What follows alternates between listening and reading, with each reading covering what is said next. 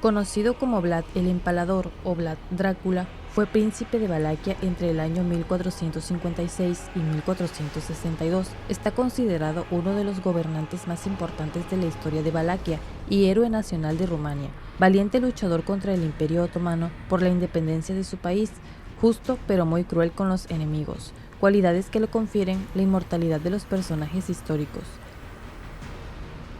Los historiadores sitúan la fecha de nacimiento del vaivoda entre el año 1428 y 1431. Según algunos investigadores, Vlad habría nacido en la ciudad alemana de Nuremberg.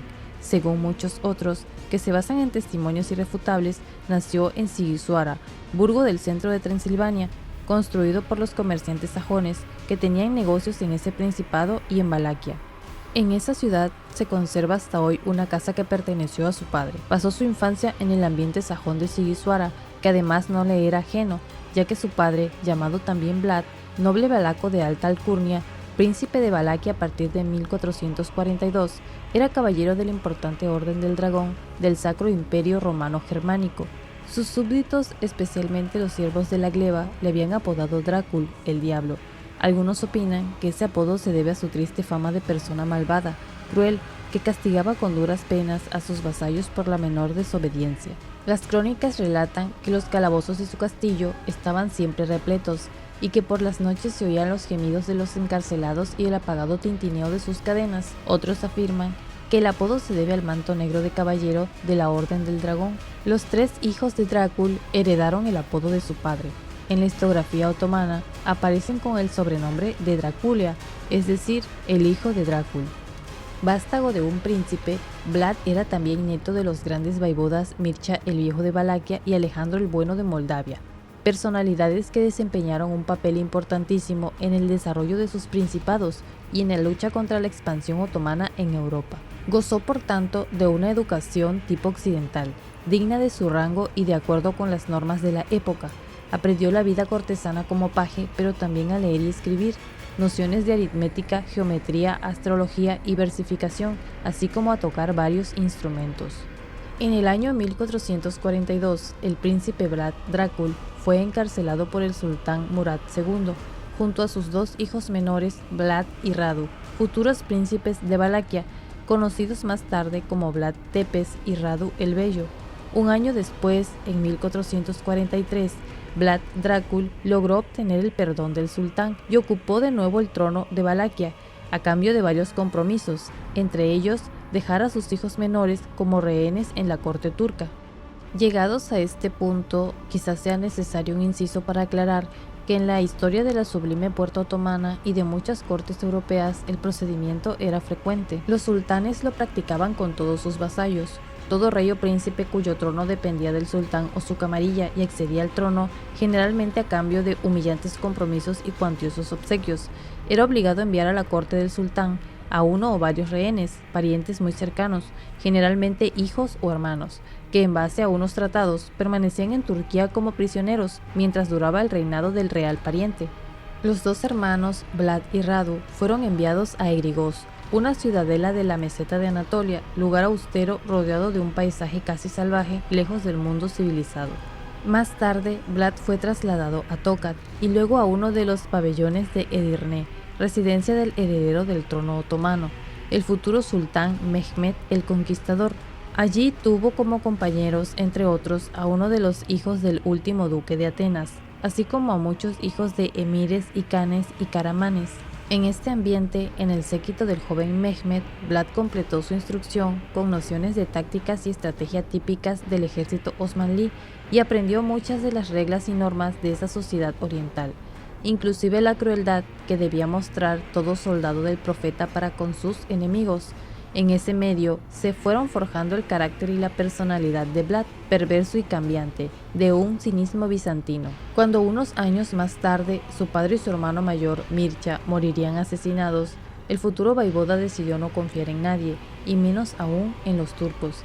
Es muy probable que se sintiese invadido por la sed de vengarse, porque durante su reinado, Drácula pondría en práctica todo lo que había aprendido en sus años de cautiverio.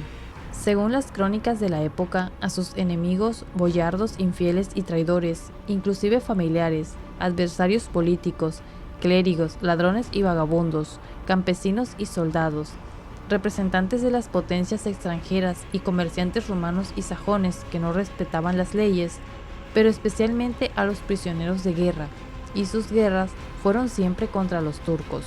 Les infligía la misma pena, los empalaba vivos. Por eso fue apodado el empalador. A veces con los ladrones se mostraba más generoso, se limitaba a cortarles la mano derecha. Las crónicas turcas le describen como violento, desobediente y brutal. Drácula regresó a Valaquia en el año de 1445.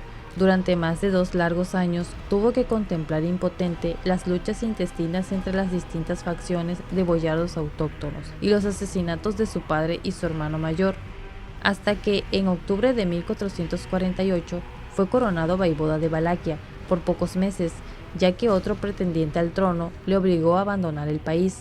Vlad se refugió entonces en la corte de Moldavia, cuyo vaivoda era pariente suyo. Quedó en Moldavia hasta el año 1451. En ese periodo se consolidó su fuerte amistad con su primo, el futuro príncipe Esteban el Grande, uno de los más destacados vaivodas rumanos, reconocido en toda Europa a lo largo de su casi medio siglo de reinado, como campeón del cristianismo en la lucha contra el poder otomano. Juntos se perfeccionaron en el arte militar y aprendieron el arte de reinar anteponiendo la justicia y la firmeza ante las intrigas e intereses de los nobles. También juntos se vieron obligados a huir de Moldavia y a refugiarse a la corte de János Hunyadi, cuando los boyardos enemigos de la familia de Esteban organizaron un complot contra el padre de este. Entre el año 1451 y 1456, Vlad volvió a Transilvania, en la corte de János Hunyadi, quien había urdido el asesinato del padre de Vlad. Pero los caminos de la política son tortuosos.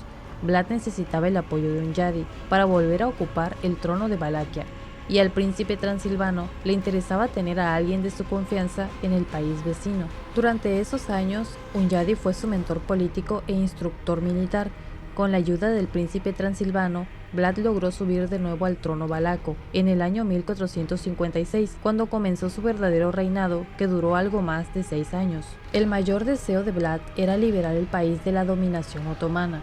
No contaba con muchos apoyos, ya que su único aliado en la región, el príncipe János Hunyadi, había fallecido ese mismo año 1456 en la campaña de Belgrado contra los turcos. Vlad comprendió que para enfrentarse al gran imperio musulmán necesitaba un país seguro. Esas fueron las 2 coordenadas en que basó su política. Por un lado, instaurar y consolidar una monarquía absoluta. Por otro lado, garantizar la independencia del país, luchando contra el arrollador peligro musulmán. Con estos fines, se esforzó por fortalecer el poder central, controlar a los grandes boyardos, poner fin a sus intrigas políticas y rebeliones motivadas por ambiciones personales, y crear un ambiente de equilibrio y paz en el interior del país. Para cumplir con el primer objetivo, el príncipe dedicó sus primeros esfuerzos a importantes reformas internas, mediante una intensa actividad de asentamiento de las instituciones estatales. Castigó duramente la corrupción, el robo, la injusticia, erradicó los abusos, estimuló la producción y el comercio interior, cancelando los privilegios de los comerciantes sajones de Brasov, Sibiu y Fagaraz, ciudades de Transilvania muy cercanas a la frontera con Valaquia. Creó y organizó un ejército fuerte y disciplinado. Los métodos fueron durísimos. Vlad llegó incluso a cruzar la frontera con Transilvania para castigar a los comerciantes sajones y borró de la faz de la tierra poblaciones enteras en auténticas campañas de represalia. También es verdad que los sajones de Brasov y Sibiu ofrecían su apoyo a los distintos pretendientes al trono de Vlad, aunque entre Transilvania y Valaquia existía un tratado de amistad. En poco tiempo, la política de Vlad dio los frutos esperados. Valaquia llegó a tener una economía floreciente, un comercio en pleno desarrollo, caminos seguros y un ejército bien organizado y disciplinado. Incluso los boyardos descontentos dejaron de confabular con las potencias extranjeras contra el vaivoda, pero su dureza y crueldad le valieron al príncipe rumano una triste fama que fue la semilla de la leyenda negra de Drácula. En esas condiciones económicas y políticas, Vlad, seguro de sí, se rebeló contra el Imperio Otomano y dejó de pagar el tributo estipulado por el tratado que él mismo había firmado al principio de su reinado: 500 niños para las escuelas de genízaros y 10.000 ducados de oro al año. Ante una afrenta tan grave, después de esperar 3 años, el sultán decidió tomar medidas drásticas. Envió a Hamza Bey a traer a Vlad a Constantinopla, si no aceptaba pagar el tributo. Según algunos historiadores, parece que al sultán le irritaba más la nueva alianza pactada por Vlad con Matías Corvino, hijo de János Hunyadi y rey católico de Hungría, que la violación del tratado por parte de Vlad. El mensajero turco intentó tenderle una trampa a Vlad para llevarlo a Constantinopla, pero este atacó a los turcos, los capturó y los empaló. Las crónicas cuentan que a Hamza Bey le reservó un palo más alto, de acuerdo con su rango. Inmediatamente después, cruzó el Danubio, atacó las fortalezas y ciudadelas turcas, las incendió, erradicó a los turcos y se llevó consigo a los cristianos que querían escapar. Para el sultán, ese acto de desobediencia fue la gota que colmó el vaso. Consciente de las consecuencias, el príncipe valaco mandó cartas a todos los soberanos europeos, pidiéndoles que participasen en la guerra santa contra los paganos. Sin embargo, aquellos no le hicieron caso, ni siquiera el rey húngaro que confesaba al papa que Vlad era su protegido. En el año 1462, Mehmed el Conquistador, deseoso de castigar al rebelde y de convertir los principados rumanos en bajalatos, decidió invadir Valaquia. El sultán supervisó los preparativos de la campaña y dirigió personalmente las operaciones de represalias. El sultán cruzó el Danubio con unos 80.000 soldados, además de los hombres embarcados en 25 trirremes y otros 150 barcos que avanzaban por el Danubio. El ejército valaco contaba con 22.000 soldados. Los turcos invadieron el país y se dirigieron hacia la capital. El príncipe rumano recurrió a una guerra de escaramuzas. Acechaba y atacaba a los grupos que se alejaban del grueso de las tropas en busca de alimentos y agua. Incendiaba los campos, mataba el ganado, envenenaba las fuentes de agua, se retiraba para volver a atacar, y las tropas otomanas se veían cada vez más amenazadas por un enemigo casi invisible. Vlad pensó que aquel era un buen momento para un ataque por sorpresa, y en la noche del 16 al 17 de junio, el mismo príncipe, disfrazado de turco, penetró en el campo enemigo encabezando a unos 7.000 a 10.000 jinetes en perfecto orden y bien organizados, en busca de la tienda del sultán. Pero se equivocaron de tienda. Empezó la lucha, el pánico y el desorden reinaban en todo el campamento. Los soldados del sultán, confundidos, se mataron entre ellos, pero el sultán se salvó. El sultán, sin embargo, continuó su marcha hacia la capital valaca. A lo largo del camino se encontró horrorizado con un bosque de palos ancho de 1 kilómetro y largo de unos 3. En cada palo había un soldado turco, sumando un total de 20.000 aniquilados por el ejército rumano desde la invasión de Valaquia. Finalmente, el genio militar de Vlad, o quizás el efecto psicológico de todo lo que había visto, obligó al Gran Turbante, como se apodaba el conquistador de Constantinopla, a huir con todo su ejército. No puedo conquistar el país de un hombre que hace cosas tan grandes, habría dicho el sultán antes de retirarse. A pesar de esa sonante victoria, la situación en el país era insegura, y Vlad decidió cruzar los Cárpatos en busca de refugio y refuerzos, sobre todo porque su aliado y pariente, Matías Corvino, se hallaba cerca en Brasov, ciudad fronteriza de Transilvania. Pero llegado allí, fue encarcelado por orden del mismo rey de Hungría. Los antiguos enemigos de Vlad, los comerciantes sajones, tramaron un complot y le presentaron al rey una carta falsa, escrita supuestamente por Vlad Tepes y dirigida al sultán, en la cual el príncipe rumano juraba fidelidad a la Sublime Puerta y se comprometía a entregarle Hungría y Transilvania. Matías Corvino creyó con demasiada facilidad lo escrito en la carta. Así comenzó otro periodo de la azarosa vida de Vlad el Empalador, hijo del diablo, que recuerda la historia de Ricardo Corazón de León. Unos días estuvo encarcelado en el castillo de Bran, en los Cárpatos meridionales, a unos 40 kilómetros de la ciudad de Brasov. Después fue cambiando de cárceles: Alba en el centro de Transilvania, Buda y finalmente Visegrad, una fortaleza húngara a la orilla del Danubio, ex residencia real. Como en las novelas de caballería, Vlad fue prisionero de Matías durante casi 13 largos años. Mientras la decisión de Matías provocó muchos comentarios en la época y el descontento de sus contemporáneos, entre ellos el mismo Antonio Bonfini, cronista oficial de Matías Corvino.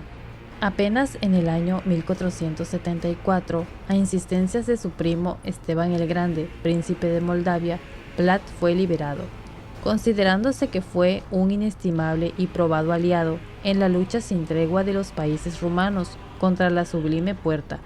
En 1476, Matías envió a Vlad a luchar en Bosnia contra los turcos, junto a las tropas serbias y húngaras, y el valaco conquistó la ciudad de Šabac.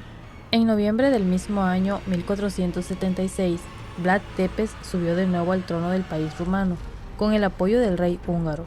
Pero el tercer reinado de Vlad, que podía haberse convertido en otro periodo de gloria para Valaquia, fue breve. Al cabo de un mes, el príncipe recién destronado volvió de su destierro con el apoyo del ejército turco, y Vlad, traicionado por los nobles rumanos turcófilos, fue asesinado a finales del año 1476. En la memoria colectiva del pueblo rumano, en los cuentos sobre Drácula, Vlad el Empalador quedó inmortalizado como una especie de justiciero, de Robin Hood valaco, cruel e implacable con los ricos, y bueno, generoso y justo con los pobres.